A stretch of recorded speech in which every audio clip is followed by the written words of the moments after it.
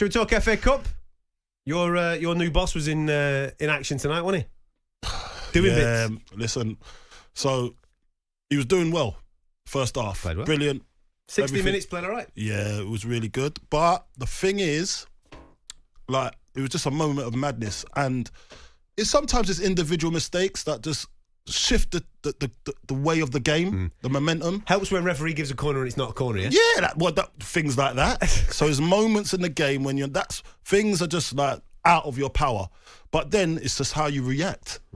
I think even for their first goal, so it was a corner kick, comes in. It wasn't a corner. I think Paqueta went down easy, holding his face again. Do you know what? He does that a lot. You know, like he does.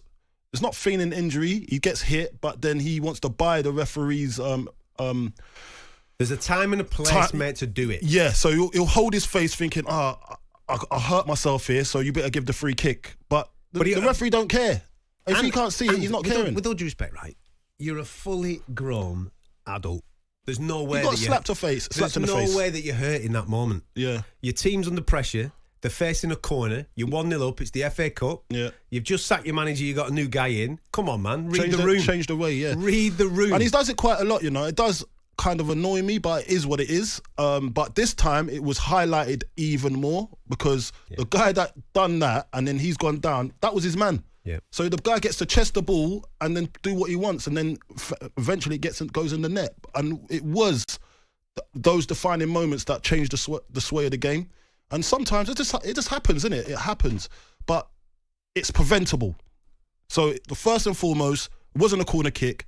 Then another mistake happens after that. Then another mistake. So it's a mistake after a mistake after a mistake. You've got to clean it at some stage. Yeah, got you.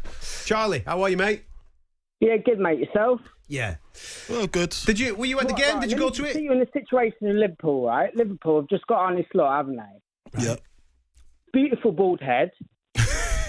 I like the way that you register. We're bald people, mate. We like that. I know you are. It's not. Let me say my piece. He hasn't got the eyes like Paul Hollywood, though, has he? Right, let's turn it round now. Let's turn it round, shall we? Let's put West Ham under it. He's only had one training session, but Paqueta, I want a five-year lease clause on him. You know? Why? Come on, explain yourself.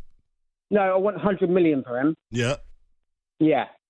What? Why? Why are you saying that? And I want Rice back in the same deal. There's no VR in this one, but always like Peterborough get. I don't get it. Yeah, listen, I felt this game. Paolo Di Canio. Are you just shouting stuff out? What's going on here? What's up, man? Sorry, I'm not. I'm just. This is a bit random. I'm trying to get a conversation out of you. You're going left, right, and centre. Go on then. What lane are you in, mate? What are you calling for? Oh, man, I just want some sort of appreciation for the players we've got. Yeah. I want to see Paqueta going a bit more up front, and he did. What happened? He scores. Well, yeah, of course he does. He does every game, and Kudos and Souček as well. Souček, I had a bet on him as well. Yeah. Yeah, and I'm just looking back on like Watford and Fulham. Yeah, go on. Look at that penalty. We don't get on them, do we? There's no VAR. Oh, mate, do you know what you're doing right now? I know what he's doing. He's playing FIFA. No, I think he's doing. No, what he's doing right now, he's watching the highlights. He's definitely watching the highlights and revert. No way he's doing that.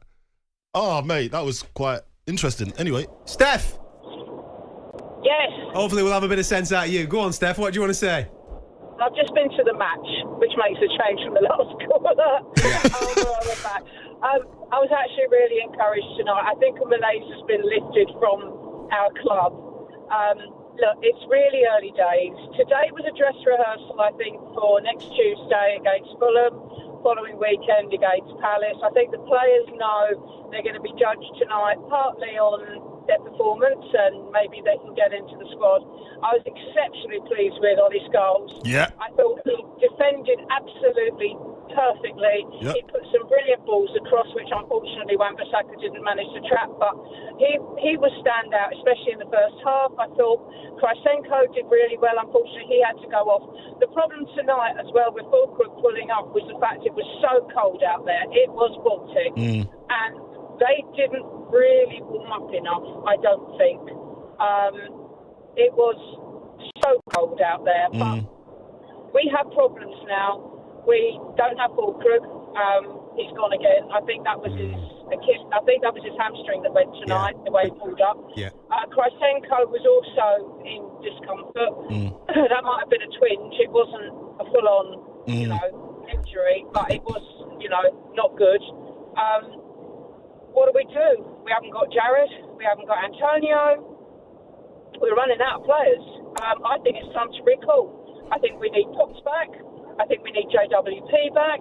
And maybe even again, because I think Mavropanos is still a liability. But Potter's got a job to do. The players are going to make it a little bit easier for him because they want to play for him. That's quite clear. We've stopped the rot before it goes too far. I'm not going to say that, it's going to be plain sailing from now on, but I'm hopeful that we've turned a corner. And tonight was a dress rehearsal. Look at that, eh? Sense. We've got a bit of sense from Steph. Go on, do you want to pick up on some of them points? No, he's got a few points there. I think, listen, as you said, we stopped the rot. Like, it wasn't going in the direction that we was kind of sensing it was going to go. And I think now coming in, my thing is Graham Potter is going to need time. He's one of those managers that builds. So he'll build from, as we just know, we just played Ollie Scholes, so he's going to look at the youth. Hopefully he's going to look at the youth and then think, what have we got down there first before he looks outwards? Because if we can cut costs and not buy, because we've spent a lot of money. Well, you've got a good academy. You've got good young players. The players that we have, they won the FA Youth Cup a year back. Yeah, that's what I mean. So it just shows you that there's quality there.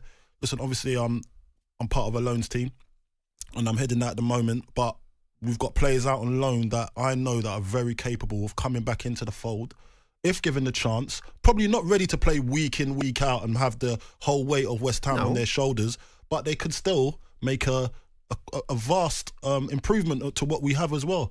They're young, they're ready, and they play with no fear. And that's the thing as well. When you play with no fear as a young player and you're coming into, like Ollie Scholes today, I thought it was brilliant. Why can't we build on that now? And I think that's what Graham Potter's going to be trying to do. Then, if there's definitely something we need, I think we probably a midfielder, maybe, that can run around a little bit more than what we have, or just give a different dynamic. Maybe we'll look at another position, obviously up front. That's a faulty position right now for us. Jared's out. He's our main goal scorer.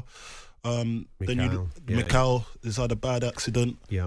And hopefully he's going to be fine for himself, rather than let's not talk about football. He's got to get back to back on the horse. And then we've got Fulkrug that's gone down as well. We've got Danny Ings.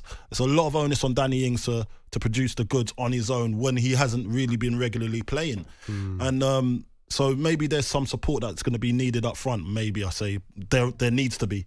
So yeah, there's a lot of things to do. Hopefully we can build on what we've done tonight. I think in 15 minutes of it the game turned around on its head, and then you saw Villa get back into the game. But before that, it was very promising, very, very promising. So yes, we got some things to do, and I think Graham Potter definitely has. Time, though, won't he? He's gonna, of course, he's going to have. I mean, listen, he's going to get time from within, but he's going to get time from the fans, isn't he? Oh yeah, because listen, if you've seen Graham Potter at Brighton and see how he built that team and that squad and how he worked.